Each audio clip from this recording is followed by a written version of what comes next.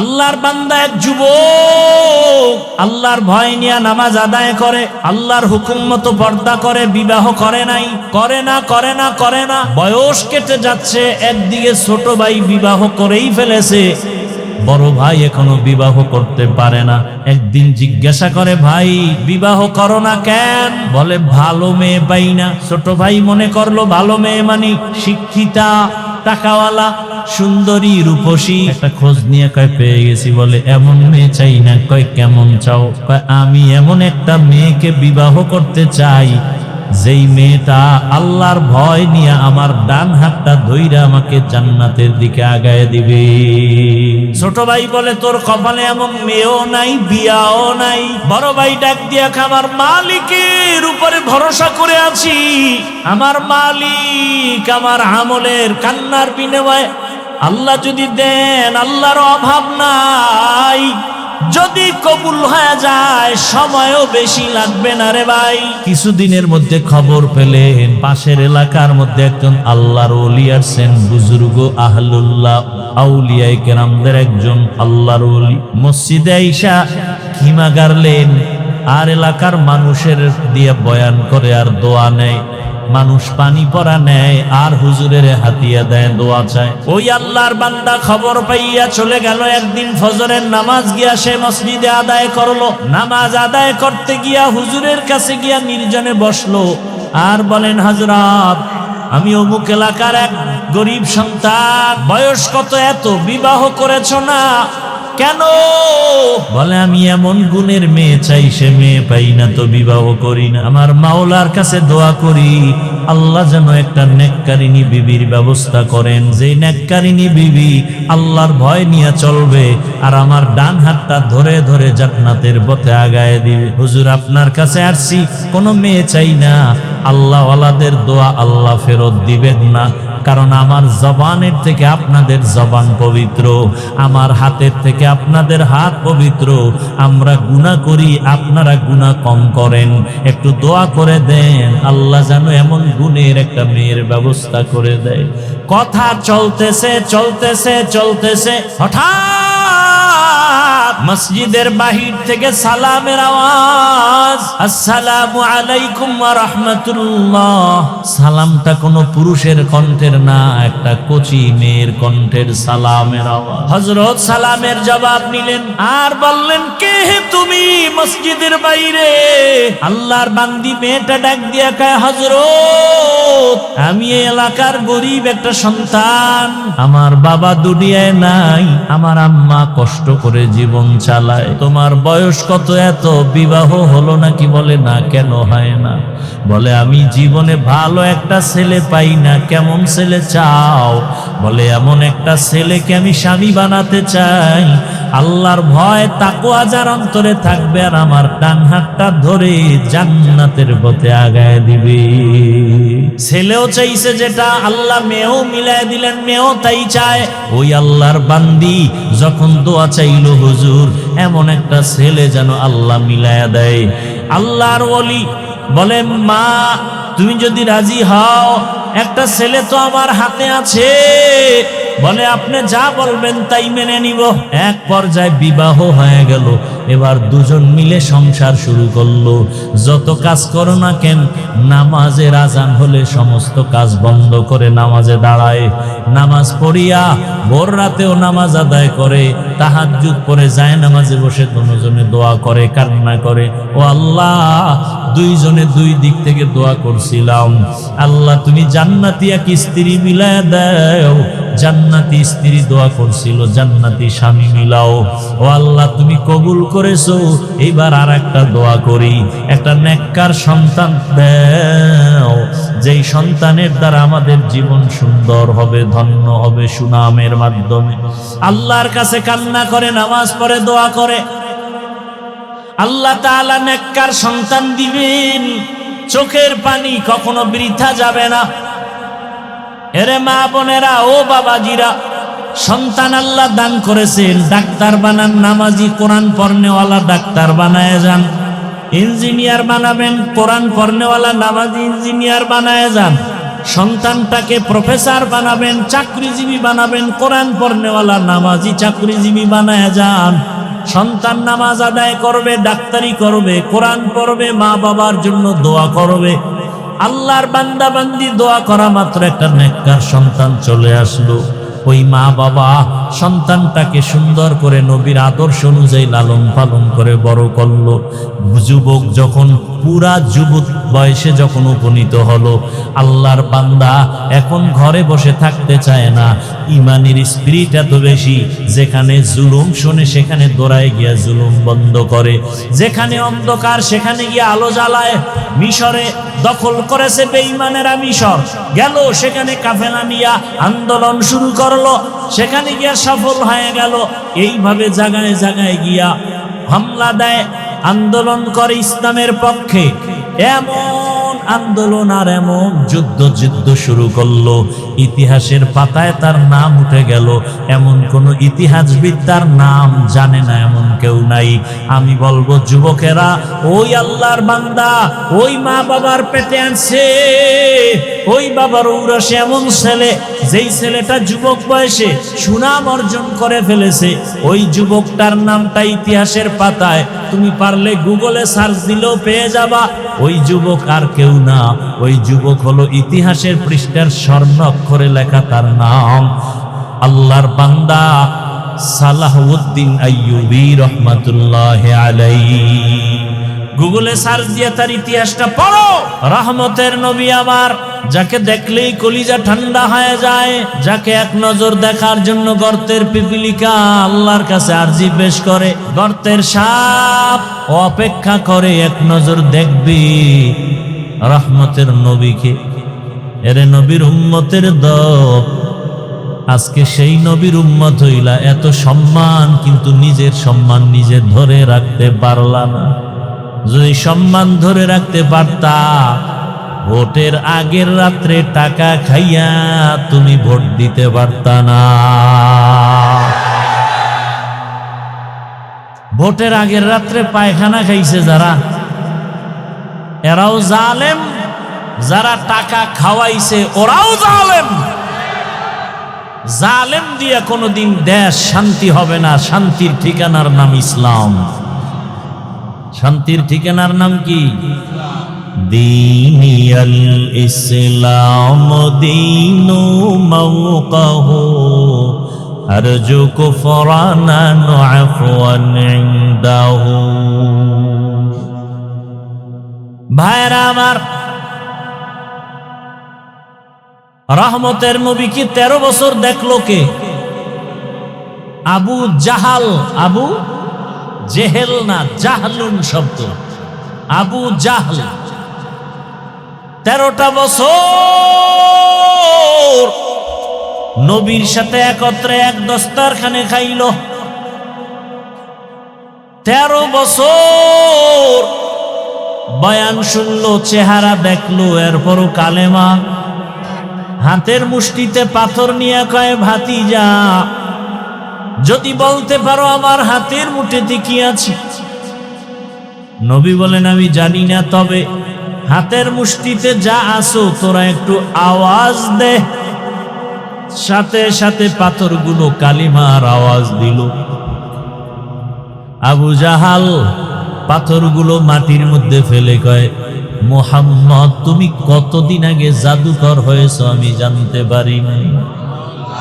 মান ইয়াহদিল্লাহু ফাহুয়াল মুহতাদ ওয়া মান ইউদ্লিল ফালান তাজিদা লাহু ওয়ালিয়াম মুরশিদা। হেদায়েতের মালিক কে? 13 বছর বয়ান শুনে আবু জাহাল কালেমা পড়ে না। অন্যদিকে 27 বছরের একটা যুবক তরবারি নিয়ে দৌড়ায় আমার নবীকে জবাই করার জন্য। কত বছরের যুবক? তরবারি নিয়ে যায়, মুহাম্মদের গর্দান কেটে আনবে। রহমতের নবীর সামনে যাইয়াছে, হারা মোবারক দেখে তরবারি ফালায় কয়, রহমতের নবী কালেমা পড়ায়া মুসলমান বানায়া দে। এই 27 বছরের যুবকের নাম কি? নাম কি? জিন্দেগি মে বন্দগি তু করনা হে, जिंदगी में बंदगी तू करना है, जिंदगी बे बंदगी शर्मिंदा है, जिंदगी बे बंदगी शर्मिंदा है। यहाँ हम सब मुसाफिर दिल ना लगा, अहले दिल की नजर से रूह करता जा, यहाँ हम सब मुसाफिर दिल ना लगा, अहले दिल की नजर से रूह करता जा, शाह दौलत सब फकीर गर नेक नहीं, शाह दौलत सब फकीर गर नेक नहीं, जिंदगी में बंदगी तू करना है,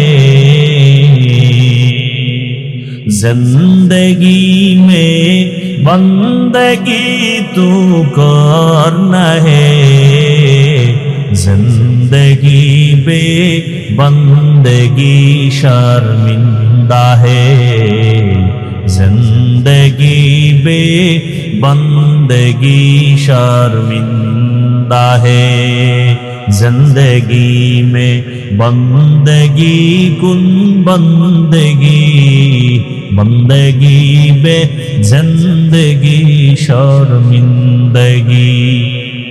আমরা এখানে যারা আছি সবাই মুসলমান, মুসলমান এবং মুমিনও নাকি মুমিন না? এই সবাই স্বীকার করেন, সবাই কি মুমিন, সবাই কি মুসলমান, কথা ঠিক? তবে আপনাদের আর আমার আল্লাহ দুইজন, একজন, সবাই একমত কি আপনাদের আল্লাহ আমার আল্লাহ এক?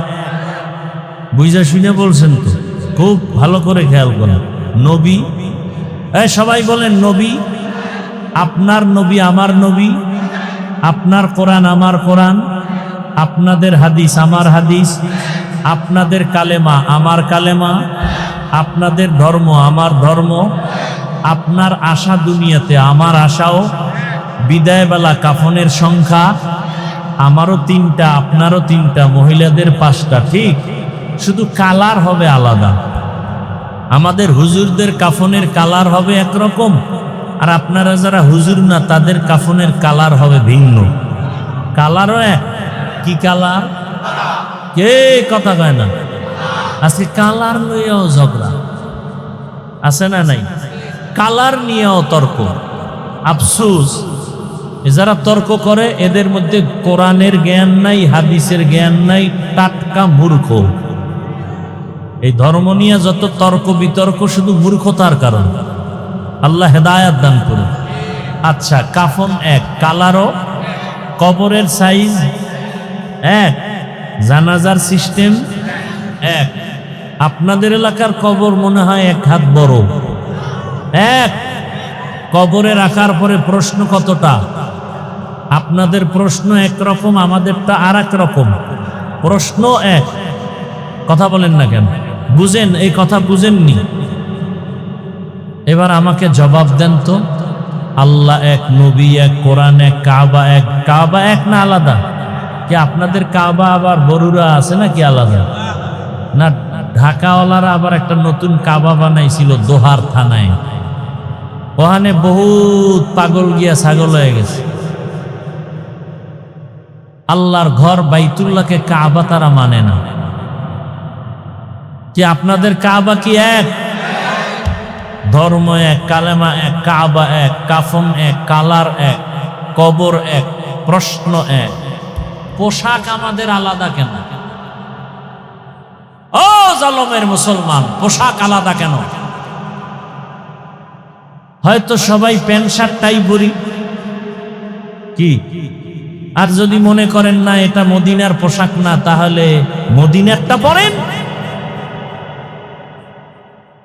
একজন চালাক বলে চাকুরি, কি চাকুরি থাকে না প্যান্ট শার্ট টাই না লাগাইলে। আমি বলবো আপনি রসুলের আশেক যদি হন, যেই চাকরি করলে মদিনার পোশাক লাগান যায় না, সে চাকরি করেন কেন?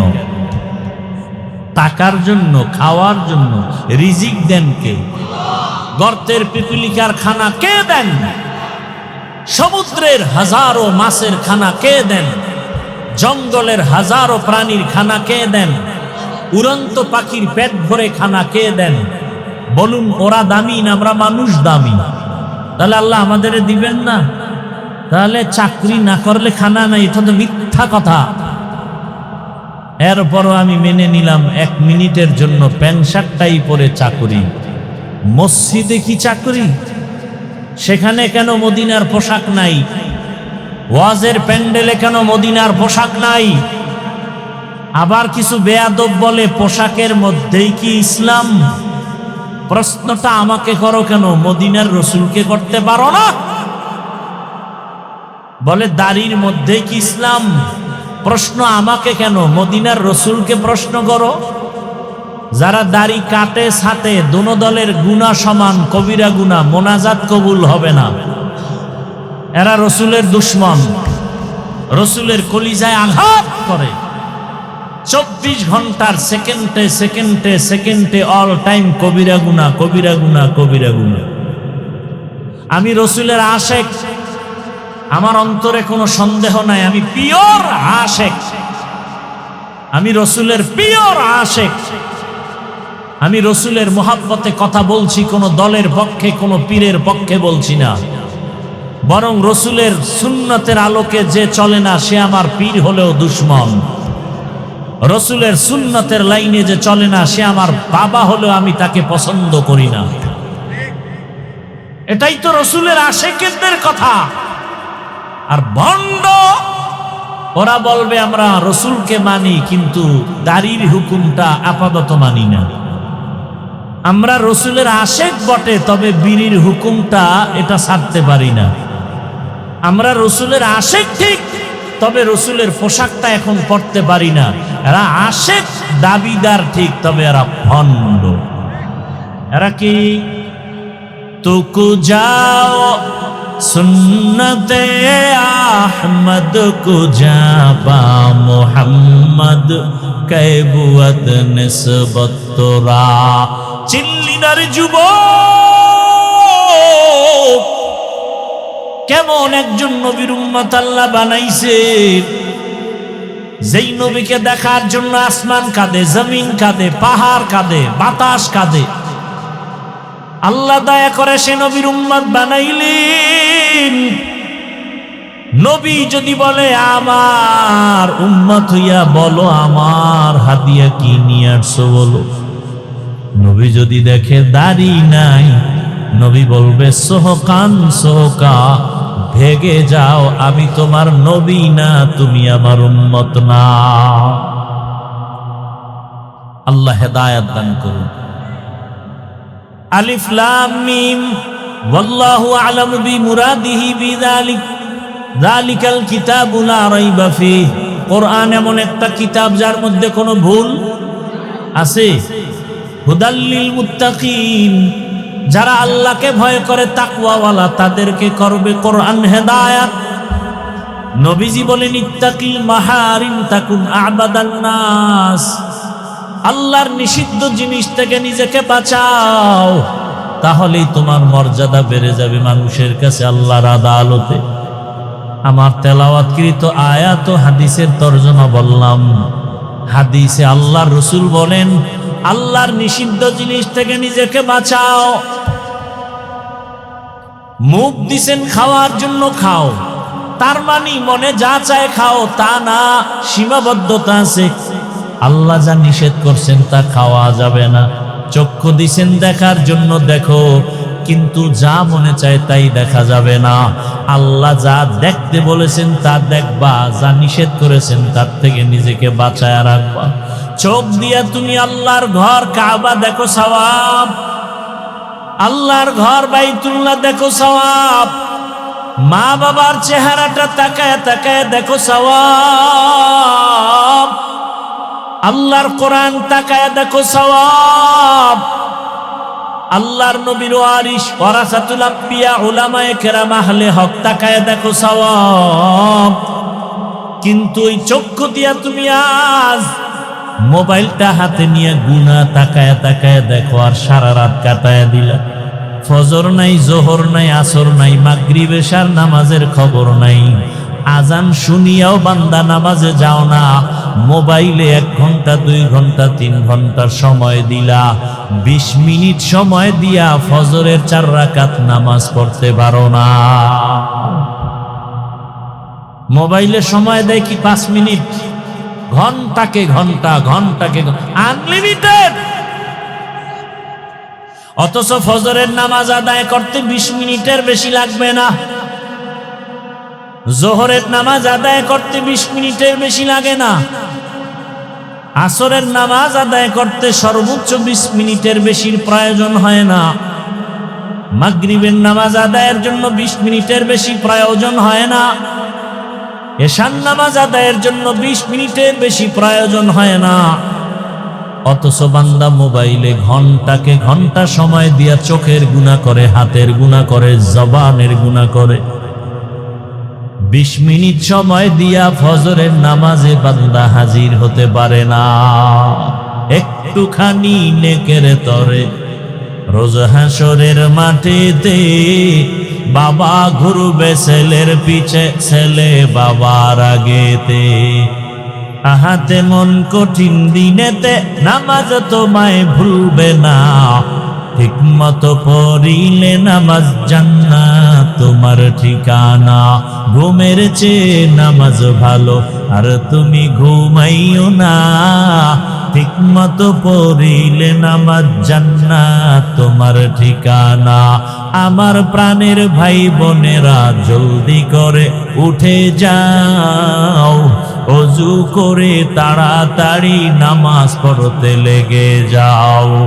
আহা নবী বেনামাজির শাফাআত করিবেন না, ঠিক মতো পড়িলে নামাজ জান্নাত তোমার ঠিকানা।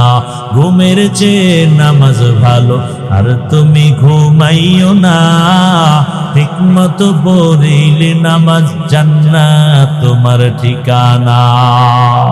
মাকুন সুসুতি নামাজে পাঞ্জে গানা, ফাওয়াইলুল মুসাল্লিন আল্লাযীনা মুমিনারা ইনামাজ ইমদাদ দাও। ইস্তাঈনু আয়াতে কুরআন বখা, আয়াতে কদ আফলাহারা, ইয়াদে কুন গৌর কুন্দর মানি আজ দিল সাদেকু। লালমাই পাহাড় চিনেননি? কোথায় লালমাই পাহাড়? লালমাই আপনাদের কাছে না দূরে? ওখান থেকে একটা বানর আসছে। বানর, কথা বুঝতেছেন তো? হ্যাঁ, ভালো করে বুঝুন। বানর নেমে এসে একটু খোঁজ খবর নিতেছে বরুড়ার মানুষগুলো কেমন, আর তার জাতি ভাই 2-1 দেখা যায় কিনা খুব খেয়াল করেন। হঠাৎ এসে দেখতেছে একটা ময়দানের ভেতরে বকরি, ভেড়া, দুম্বা, সাথে একটা বাঘের বাচ্চা। বানর দেখে আশ্চর্য হয়ে গেল, যেই বাঘ দেখলে মানুষ এত ভীত সন্ত্রস্ত, কেউ কাছে যায় না, নাম শুনলে ভয়।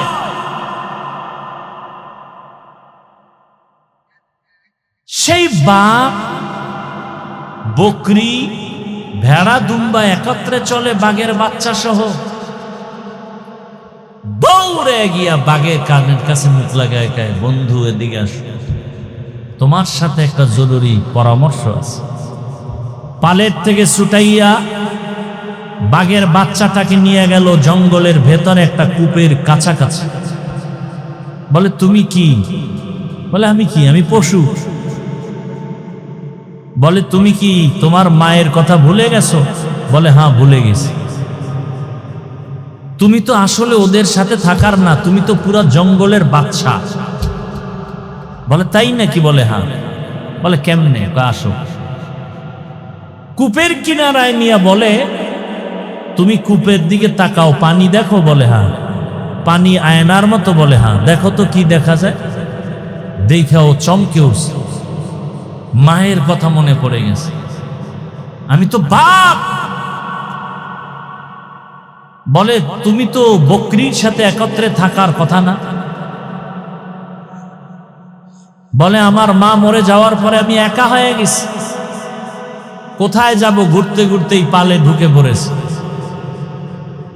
বলে তুমি হুঙ্কার দিলে গোটা জঙ্গল কেঁপে উঠবে, তুমি মায়ের সেই বাদশাহী হুঙ্কার দাও, তোমার কাউকে আক্রমণ করতে হবে না, তোমার হুঙ্কারে গোটা জঙ্গল প্রকম্পিত হয়ে যাবে। বাঘে যখন হুঙ্কার দিল, হুঙ্কার দেওয়া মাত্র সব ভেড়া, দুম্বা, বকরি ভয়ে ভিন্ন ভিন্ন বাসায় চলে গেল। বানর বুদ্ধি দিয়া বলল তুমি তো দুর্বল না, তুমি সবল, তুমি তো একজন বাদশা জঙ্গলে, তুমি কেন বাদশাহীর হালাত ছেড়ে নিচু হয়ে থাকবে? একজন আল্লাহর ওলি বলতেছেন, হে মানব জাতি, বাঘ যখন নিজের চেহারা দেখে নিজেকে চিনতে পেরেছে, তখনই বাদশাহী রূপ ফিরে আসছে। মানুষ, তুমি তোমাকে চিনো, তুমি আশরাফুল মখলুকাত, তুমি তোমাকে চিনো, তুমি শ্রেষ্ঠ রাসূলের উম্মত, গোটা দুনিয়াতে নেতৃত্ব চলবে তোমার, গোটা দুনিয়ার ইহুদি খ্রিস্টান তোমার গোলাম হয়ে থাকবে। তুমি কেন ইহুদি বেঈমানের গোলাম? তুমি নিজেকে চিনতে পারোনি। রাসূলের সুন্নতের আয়নায় চেহারাটা ঘুরাও, নিজেকে চিনতে পারবে। আমি তো পরাজিত জাতির অন্তর্ভুক্ত না, আমরা তো ওই জাতি। আমাদের স্মৃতি এখনো দাঁড়িয়ে আছে দিল্লি শহরে কুতুব মিনার, আছে না নাই? দিল্লি শহরে জামে মসজিদ, শাহী মসজিদ এখনো দাঁড়ানো আছে, যেই মসজিদের খতিব ছিলেন শাহ ওয়ালিউল্লাহ মুহাদ্দিস দেহলভী। মুসলমানের ভয়ে সব বাতিল প্রকম্পিত হয়ে যায়। আর আজকে বাংলাদেশে এত মাদ্রাসা, এত মসজিদ, এত মুসলমান, গুটি কয়েক নাস্তিকদের সামনে কথা বলতে পারি না। এর একমাত্র কারণ আমাদের ঐতিহ্য, আমাদেরকে আমরা চিনি না, আমাদেরকে আমরা চিনি অহংকারী ঠিকানায়।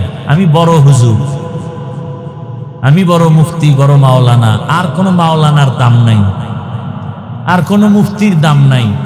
আমি বড় পীর, আর কোনো পীরের দাম নাই। এই অহংকারী ভাবে সব ধ্বংস হয়ে গেল।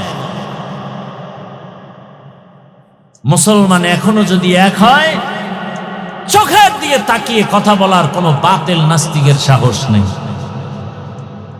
পারি না। একজনে আমাকে বুঝায় ভালো, 13 জনে বুঝায় খারাপ, আর একজনের বিরুদ্ধে। দেখেন না, বিভিন্ন জায়গায় ওয়াজ মাহফিলে বাধা হিন্দুরা দেয়, খ্রিস্টান দেয়, মুসলমান হইয়া ওয়াজ মাহফিলে বাধা দেয়। এটা কেমন মুসলমান? চিন্তা করেন তো। অনেক জায়গায় শুনি অমুক জায়গায় মাহফিলে বাধা বাধা বাধা। একটা মুসলমান কিভাবে কোরআনের মাহফিলে বাধা দিবে? আল্লাহ হেদায়েত দান করুন। আমরা রাসূলের শ্রেষ্ঠ উম্মত, নেতৃত্ব থাকবে আমাদের হাতে। চোখ তুলে আমাদের সামনে কেউ কথা বলতে পারবে?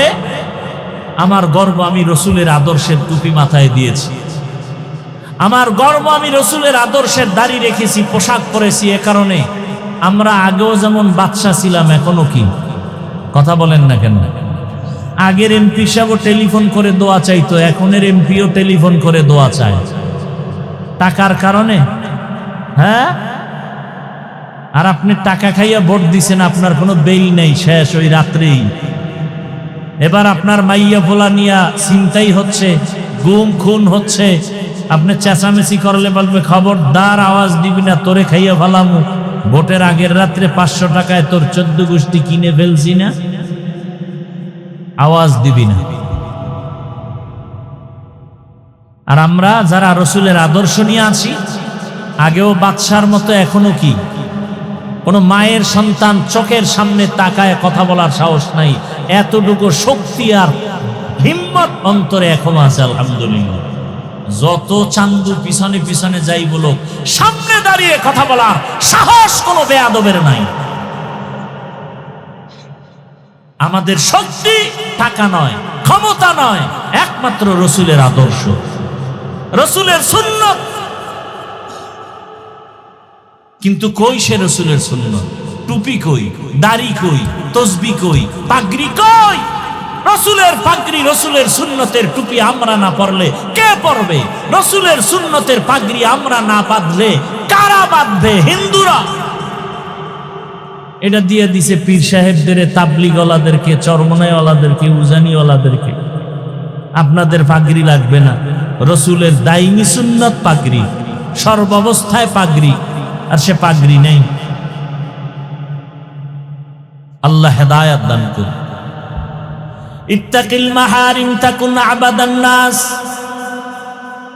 আল্লাহ বলে, নবী বলেন, আল্লাহর দেওয়া নিষিদ্ধ জিনিস থেকে নিজেকে বাঁচাও, মর্যাদা বেড়ে যাবে দুনিয়ায় আখিরাতে। চোখ দিয়ে দেখো,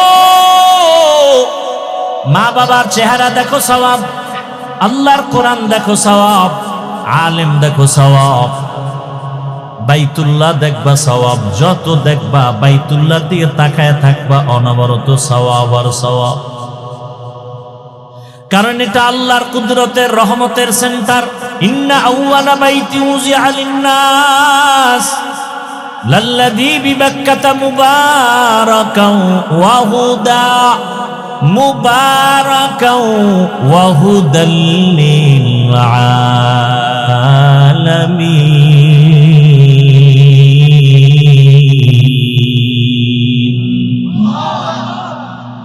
আল্লাহ তাআলা বরকতের হেদায়েতের ঘর বানাইলেন জমিনের মধ্যে, বাইতুল্লাহ।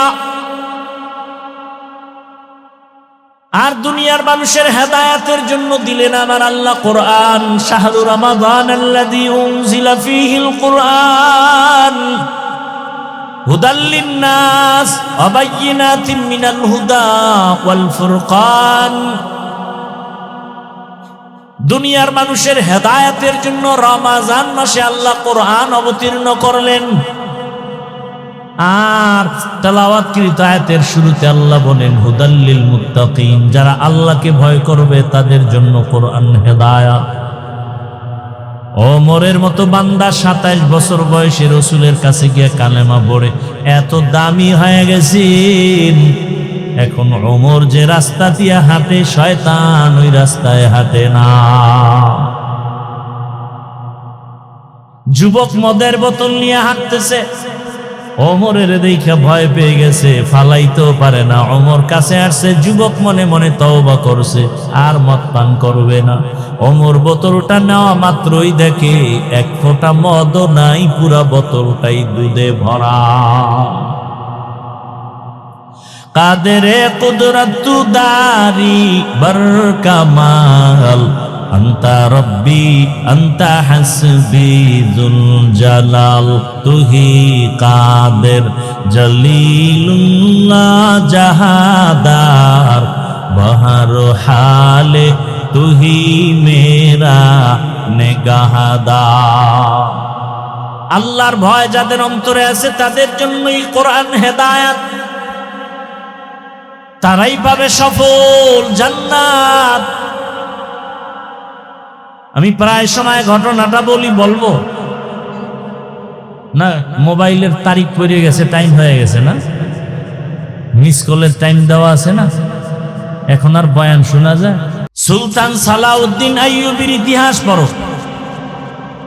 যুবক বয়সে কি বিজয় অর্জন করেছে,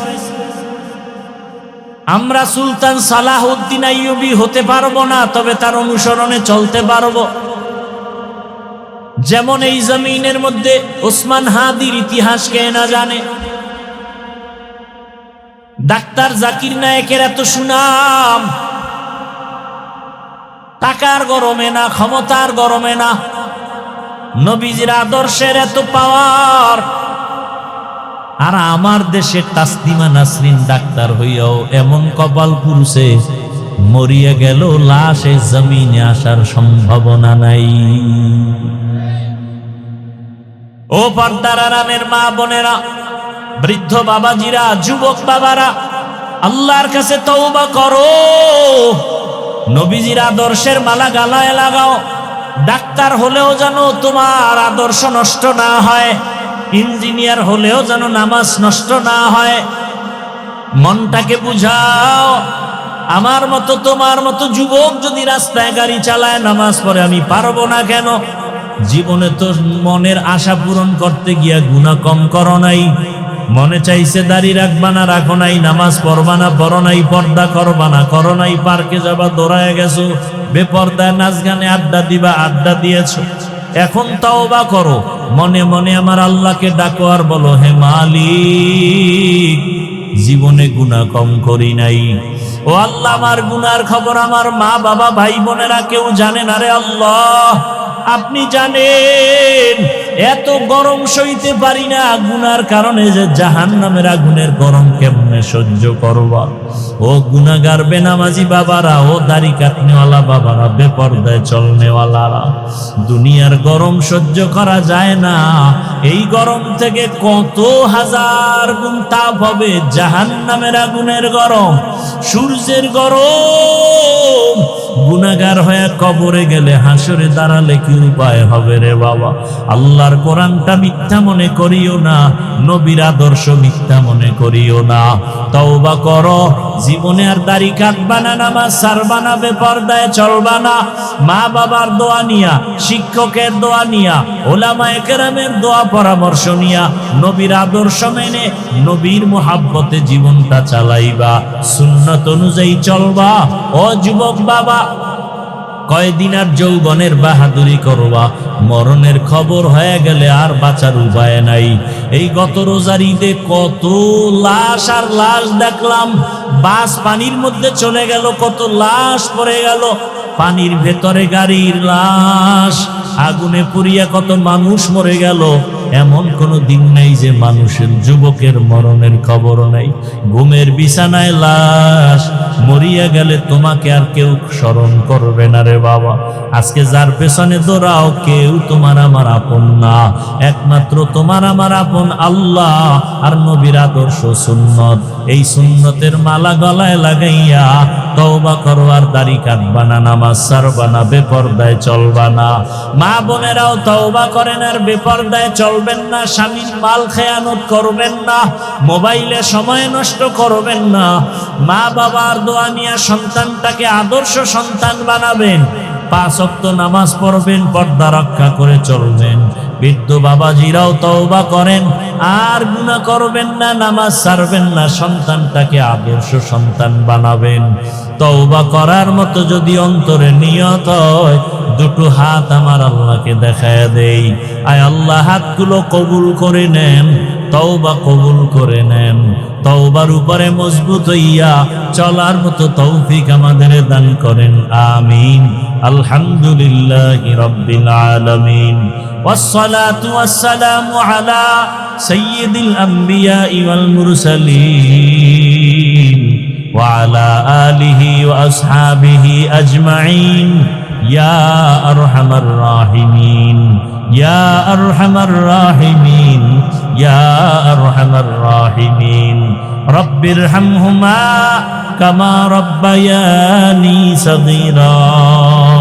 আল্লাহুম্মা ইন্নাকা আফুউন কারীম তুহিব্বুল আফওয়া ফা'ফু আন্না। আল্লাহুম্মা ইন্না নাসআলুকা রিযাকা ওয়াল জান্নাহ ওয়া নাউযু বিকা মিন সাখাতিকা ওয়ান নার। আল্লাহুম্মা ইন্না নাউযু বিকা মিনাল বারাসি ওয়াল জুনুনি ওয়াল জুযামি ওয়া সাইয়্যিল আসকাম। আল্লাহুম্মা ইন্না নাসআলুকা ইলমান নাফিআ ওয়া রিজকান ওয়াসিআ ওয়া শিফাআন মিন কুল্লি দা। اللهم إنا نسألك بأن لك الحمد لا إله إلا أنت المنان يا بديع السماوات والأرض يا ذا الجلال والإكرام يا حي يا قيوم. اللهم رب الناس أذهب البأس اشفي أنت الشافي لا شفاء إلا شفاؤك شفاء لا يغادر سقما. اللهم اجعلني من المستجابين للدعوات. ও দয়ার মালিক রব্বুল আলামিন, গুনার বোঝা নিয়ে আমরা হাত তুলেছি। আয় আল্লাহ, আপনার রসুলের কত আশিকরা হাত তুলেছে, কত মা বোনেরা, কত যুবকরা, কত বৃদ্ধ বাবাজিরা, কত আলেম ওলামা মুরব্বীরা, হাজী সাহেবরা, আয় আল্লাহ কত ব্যবসায়ী চাকরিজীবীরা। আমরা গুনাহগার, জাহান্নামের আসামি। ও আল্লাহ, গুনাহ ক্ষমার জন্য তওবার নিয়তে হাত তুলেছি, আর গুনাহ করব না। মেহেরবানি করে আপনি আমাদেরকে মাফ করে দেন। আয় আল্লাহ, কোরআন সুন্নাহর আলোকে নবীর আদর্শের কিছু বয়ান করলাম, ওলামায়ে কেরামরা বয়ান করেছেন। সমস্ত সহি কথাগুলো আমল করার তৌফিক দান করেন। সুন্নাতওয়ালা আশিক আমাদের বানায় দেন। আয় আল্লাহ, মা বোনদের আবেদা পর্দাওয়ালা বানায় দেন। সন্তানগুলো নেককার বানায় দেন। আয় আল্লাহ, যারা লেখাপড়া করে পরীক্ষার্থী কামিয়াবি দান করে।